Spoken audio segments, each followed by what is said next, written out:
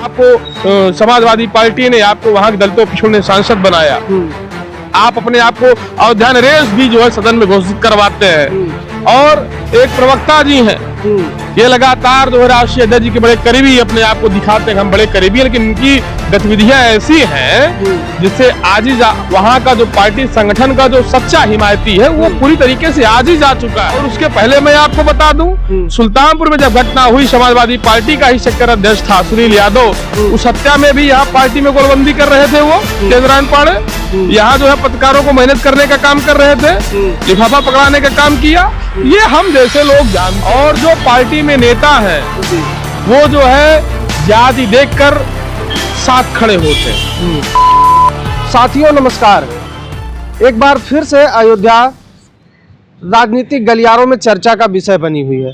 चर्चा इसलिए बनी हुई है क्योंकि समाजवादी पार्टी के राष्ट्रीय अध्यक्ष अखिलेश यादव ने वहां की जिला और महानगर कार्यकारिणी को भंग कर दिया गया है, जिसके बाद से तमाम बातें निकलकर सामने आ रही हैं, तमाम लोग तमाम तरीके की बातें कर रहे हैं।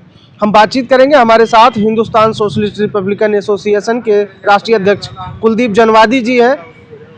इनसे हम बातचीत करके ये तमाम जो सवाल उठ रहे हैं कि क्यों ऐसा हुआ, तमाम बातें जो वहाँ की ऐसी हैं, जो कई ऐसे राज हैं जो बहुत कम लोग जानते हैं, उस पर भी चर्चा होगी और ऐसा क्यों हुआ इस सवाल का भी जवाब खोजने का प्रयास इनसे हम करेंगे। सर बहुत बहुत स्वागत है। बहुत धन्यवाद। सर, जिस तरीके से अचानक वहाँ की जिला और महानगर कार्यकारिणी को भंग कर दिया गया, तब से वो चर्चा का विषय बना हुआ है, कोई किसी को जिम्मेदार बता रहा है, कोई किसी को।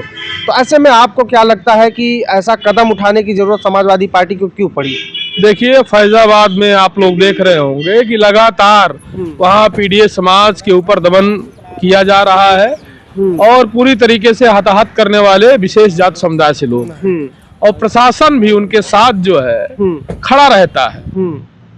दलित पिछड़े मारे जाते हैं, जो फौरी तौर पर कार्रवाई करनी चाहिए, प्राथमिकी दर्ज करनी चाहिए, आरोपियों की अभियुक्तों की गिरफ्तारी होनी चाहिए, वो नहीं करती है, जाति देखकर कार्रवाई होती है। और जो पार्टी में नेता हैं वो जो है जाति देखकर साथ खड़े होते हैं। जैसा अभी आपने देखा होगा, हिंदुस्तान अखबार के वरिष्ठ पत्रकार हैं राममूर्ति यादव जी, उनके पिताजी कई बार प्रधान रहे, श्रद्धेय मिशन यादव जी के आंदोलन के साथी रहे खामा यादव जी, जो जिला सचिव भी है समाजवादी पार्टी में, और उन्हीं के बेटे हैं राममूर्ति यादव जी, वरिष्ठ पत्रकार हैं।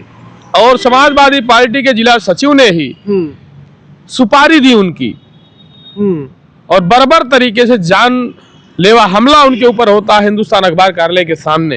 अरे उस जिला सचिव की आप बात कर रहे हैं, जब वो मिल्कीपुर में उपचुनाव जो चल रहा था, तो जो वहां पर पार्टी के लिए काम लड़ा अजय यादव जो व्यक्ति लड़ा प्रधान, और जिससे विवाद हुआ उससे मिलने गए, चूंकि अजय यादव समाजवादी पार्टी के लिए जो फर्जी वोटिंग करवा रहा था उस पर हमलावर हुए, उसका प्रतिकार किया कि आप फर्जी वोटिंग नहीं कर सकते हो।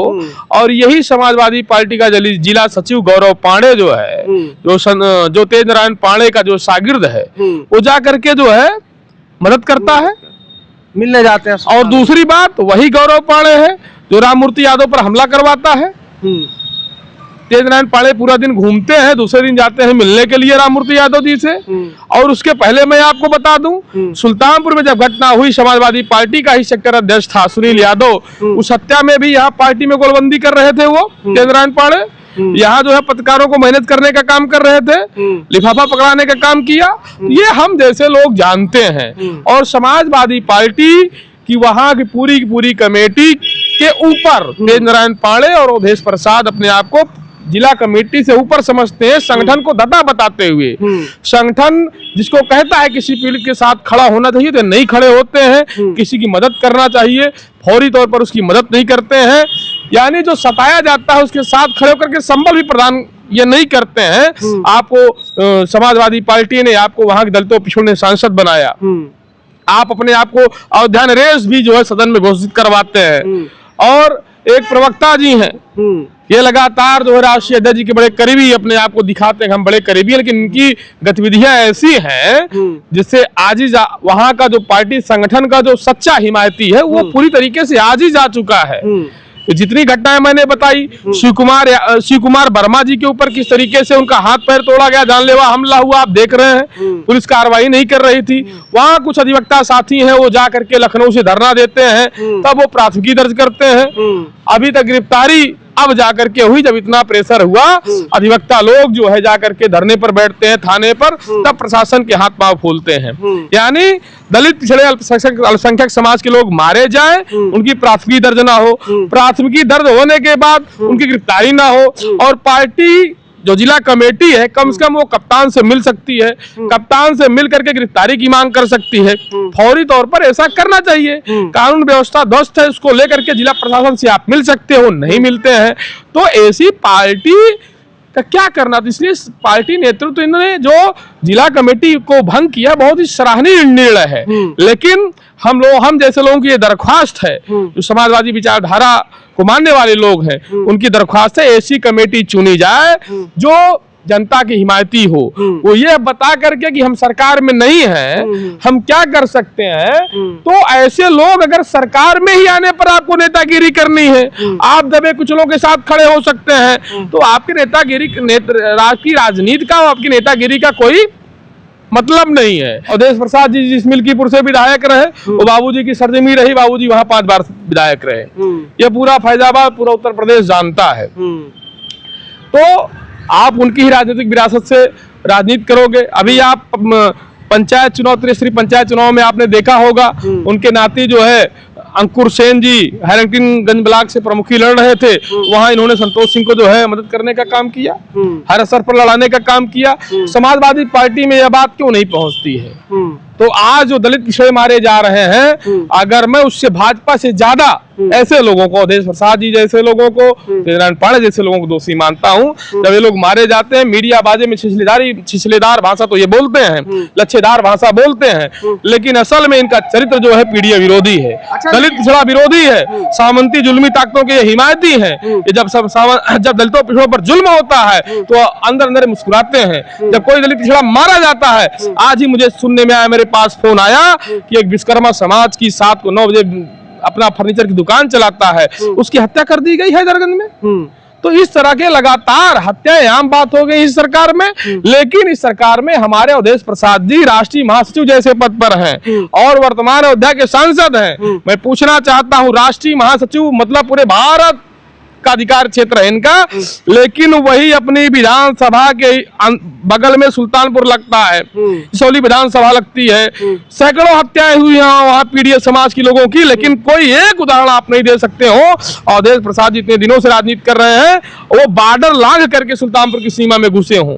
गोसाईगंज नहीं गए, हमें लगता है गोसाईगंज फैजाबाद जिले का हिस्सा है, वहां नहीं जा रहे हैं। तो ऐसे राष्ट्रीय महासचिव से, ऐसे सांसद से जनता का क्या लेना देना है? केवल आप संविधान बचाने के नाम पर, केवल आप आरक्षण बचाने के नाम पर आप चुन करके वहां से आ जाते हो, बाबूजी की विरासत से आप सांसद हो जाते हो, उनकी बदौलत हो जाते हो, उनके लोगों ने जो है मदद करने का काम किया, उसके बाद आप उन्हीं ताकतों को संबल प्रदान करने का काम करते हो, उन्हीं ताकतों को मजबूती देने का काम करते हो। आप कभी किसी दलित पिछड़े के साथ खड़े नहीं होते हो। जब चुनाव होता है, जब आप गला फाड़ करके रोते हैं, एक दलित बच्ची का बलात्कार हुआ था और कहते हैं सदन में उठाएंगे, उसके बाद सैकड़ों अत्याचार हुए हैं, दलितों पर हुए हैं, इनकी जुबान तक नहीं खुली है। इससे ये साबित होता है ऐसे लोग केवल टेंडर बेचने के लिए, केवल मलाई काटने के लिए पीडीए के नाम पर सत्ता में काबिज है और लगातार दलितों पिछड़ों पर जुल्म अत्याचार हो रहा है। इनकी जुबान नहीं खुल रही है, केवल सोते जागते एक बात सोचते हैं कि बाबू मिसेन यादव जी और आनंद सेन को कमजोर कैसे किया जाए। लेकिन मैं आपको बता दूं, पूरी फैजाबाद का गरीब गुरबा आवाम जानता है, किसान मजदूर छात्र नौजवान जानता है, जब वो सताया जाता है बड़ी उम्मीद भरी नजरों से शहीद भवन की ओर देखता है कि हमें वहां से न्याय मिलेगा। जो वहां के कार्यकर्ता हैं, जिनको देखने को मिल रहा है कि वो इसको लेकर काफी उत्सुक नजर आ रहे हैं कि नई कमेटी बनेगी, नए लोगों को मौका मिलेगा और अच्छे ढंग से हम लोग लड़ाई लड़ पाएंगे। तो क्या अगर छत्रप उसको दोहराने का काम करेगा तो इसका क्या प्रभाव? भाई अगर वही कमेटी दोहराएंगे तो भंग करने का मतलब क्या हुआ?